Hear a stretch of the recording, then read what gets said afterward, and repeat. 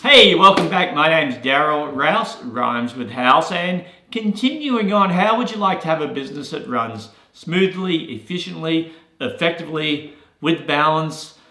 Obviously, you're making money and you actually enjoy the business. Well, that's what we're learning here today. This is part 2 of tips that I've used in my business. So not secondhand tips from someone else, not secondhand tips from a trainer that's never sold real estate or hasn't in 40 or 50 years.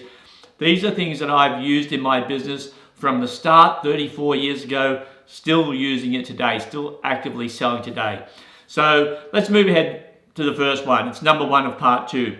And it's learn how to say no. Learn how to turn away business. The biggest mistake, and I keep saying that, but there must be 10 of them by now.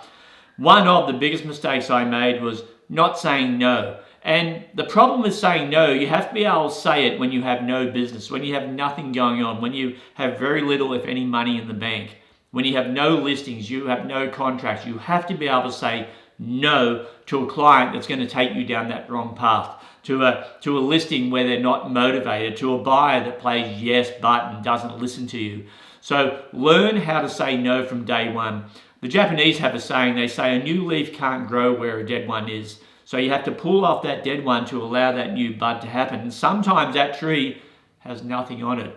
You've got nothing going on, but that's the opportunity for buds to start coming in and things to start growing again. So keep that in mind. Number 2, this is a good one. It's the opposite of what you might think. Most people say, listen to your instincts. Well, that's true when you're speeding on the highway. It's not true in real estate. You have to learn to ignore or do the opposite of your instincts when you understand or you realize that that instinct is coming from fear. And you know, you've been in that listing appointment and it's just not going well. They're giving you tons of objections. It's crap. And you're ready to walk out. And your instinct is saying, don't even bother asking for the business because you're not going to get it. It's clear you're not going to get it. At that point in time, ignore that instinct and ask for the business anyway. And I've been surprised, again, probably about 30% of the time, where I've absolutely thought it's not going to happen, and I say, you know what, because I've got nothing to lose at this point, you know what, let's just go ahead, get the paperwork done, let's stop going round and round. You know you want to sell your house, I'm the best person to do it, let's just sign the paperwork. And 30% of the time they go, okay, and they sign it, and I'm sitting there going, what just happened? Well, what happened was I went against that instinct that was being controlled by fear. Remember that Seinfeld episode when George Costanza realized his instincts have always been wrong? So he finally walks up to the girl in the restaurant and says, hi, I'm George, I'm short, I'm overweight, I'm unemployed, and I live with my parents. And she goes, would you like a seat? And he does that slow turn back to Jerry like, it worked. So think about that in everything you do. Monty Python, the great philosopher, the great English philosopher, and some of you may get that, Monty Python said, if you start from nothing and go back to nothing, what have you lost? Nothing. So there's no excuse not to risk when you have nothing going on. I know that's hard to do. I'm not saying it's not. Sylvester Stallone did it when he tried to get the Rocky script, turn it into a movie. Everyone kept rejecting it because he wanted to star in it. He had nothing. He sold his dog to make money or to get money. Now he bought his dog back, but that's another story. But he was able to say no when he had nothing. That's the most power you can ever have, and the universe will reward you for you having the guts to do that. Number 3, this is an interesting one, and one some of you may disagree with, but for some reason it helped me. Buy an expensive pen. That's right, and unfortunately I just went to grab mine and I don't have it on me. Start with maybe a Parker pen or a Cross pen, something that doesn't cost $1.20, something that maybe costs $5, $10 or $20, and eventually move way up to a Cartier or maybe a Mont Blanc pen. My choice is Mont Blanc, that's what I like, so I have several pens that are Mont Blanc.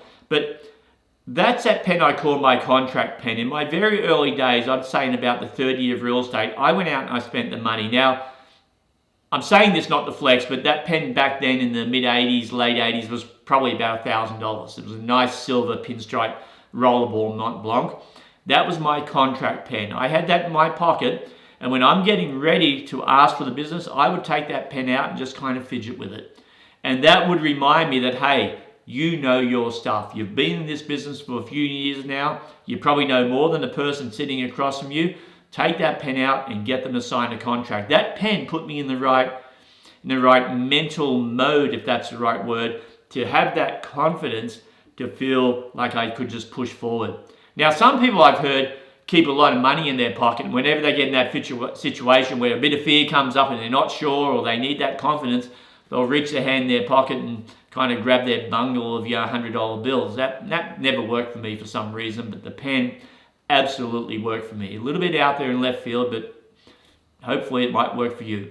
And I don't sell Mont Blanc pens if that's your next thought. Number 4, practice doesn't make perfect. Practice makes permanent. Perfect practice makes perfect.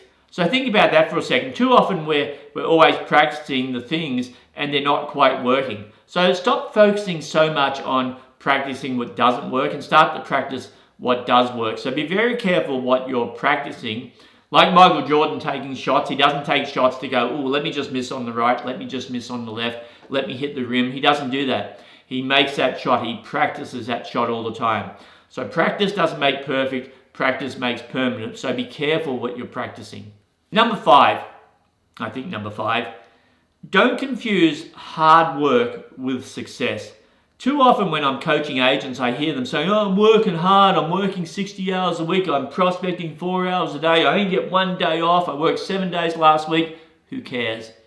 Nobody. The universe does not care how hard you work. It has nothing to do with the success equation. Now, sometimes, yes, you have to work hard for success, but just working hard is not the entry into success. Someone once said, and maybe it was me, probably not, but maybe it was, for success you have to pay, in fact I think it was Tony Robbins, for success you have to pay full price and you have to pay in advance. That's the key, full price and in advance. There's no half off sales on success, there's no shortcut there, and you've got to pay in advance. You've got to pay, you've got to do the hard yards, or you've got to do the work before you get the reward. It doesn't work the other way around. But don't confuse just working hard. The guy that digs holes in summertime out on the street, that's hard work, but he doesn't get rewarded because that's a job that pays by the hour. Real estate, we don't get paid by the hour. We get paid for the result, and we get paid well because of how we get paid. So don't confuse those two. Number 6, don't play the yes, but game, and don't allow your clients to play yes, but. Here's how it works.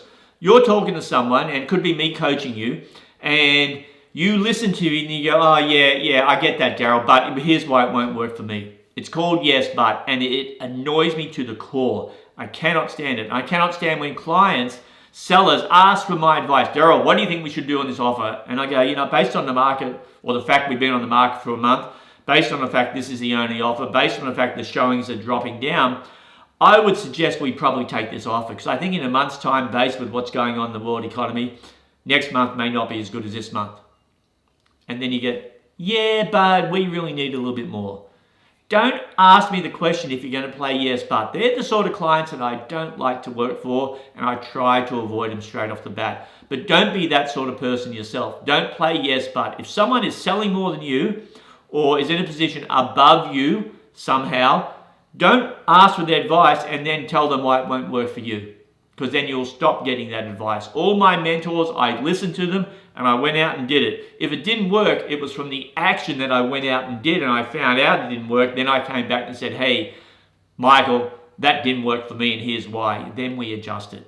And finally, number 7. Learn how to practice your scripts and dialogues, and learn how to practice objection handling. So I always had a list of objections that I would pretty much commonly get. I knew how to answer them, and then I'd practice. I'd call it my shower practice session. So while I'm in the shower, I would say to myself, oh, I want to interview 2 agents. And then I would overcome that objection. Now, I'd start talking really fast to overcome the objection, because what I found, the faster you talk to overcome an objection when you're practicing, especially when you're in the shower and you can just be washing your hair and doing the objection, then when it comes to real life and you slow down to your normal speed, it feels like you have tons of time to be thinking as you're talking when you're overcoming the objection. So I would always practice at a super high speed and make lots of mistakes. And then when I slowed it down, it literally felt like I was talking like this. But I wasn't. I was just talking normally like this. But because I'd practiced going really fast, I could now say it and I could look the person in the eye and I could talk with some feeling and some empathy and understanding their situation. But here's why we're going to do it my way. So that's it. Please like and subscribe. Part 3 will be coming up, so hit the little bell and you'll be notified when that happens.